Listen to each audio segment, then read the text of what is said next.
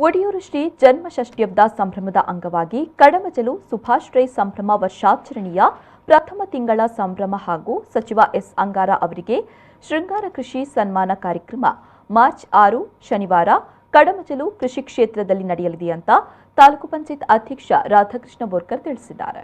ಸುದ್ದಿಗೋಷ್ಠಿಯಲ್ಲಿ ಮಾತನಾಡಿದ ಅವರು, ಒಡಿಯೂರು ಶ್ರೀ ಜನ್ಮಷಷ್ಠ್ಯಬ್ದ 16ನೇ ಕಾರ್ಯಕ್ರಮ ಇದಾಗಿದ್ದು, ಈಗಾಗಲೇ ಪುತ್ತೂರು ತಾಲೂಕಿನಲ್ಲಿ ಸವಣೂರು ಸೀತಾರಾಮರಯ್ಯವರ ಅಧ್ಯಕ್ಷತೆಯಲ್ಲಿ ವಿವಿಧ ಪದಾಧಿಕಾರಿಗಳನ್ನು ಆಯ್ಕೆ ಮಾಡಿಕೊಂಡು 60 ಕಾರ್ಯಕ್ರಮಗಳನ್ನು ಹಮ್ಮಿಕೊಳ್ಳಲಾಗಿದೆ. ಇದರ ಅಂಗವಾಗಿ ಮಾರ್ಚ್ 6 ಶನಿವಾರ ಕಡಮಜಲು ಸುಭಾಶ್ರಯ್ಯವರ ನೇತೃತ್ವದಲ್ಲಿ ಕೃಷಿ ದರ್ಶನ ಕಾರ್ಯಕ್ರಮ ನಡೆಯಲಿದೆ ಅಂತ ತಿಳಿಸಿದ್ದಾರೆ.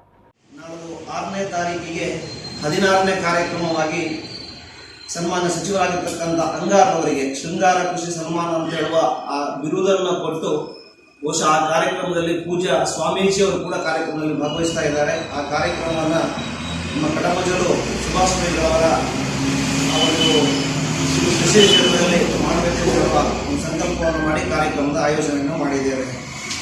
ಜೊತೆಯಲ್ಲಿ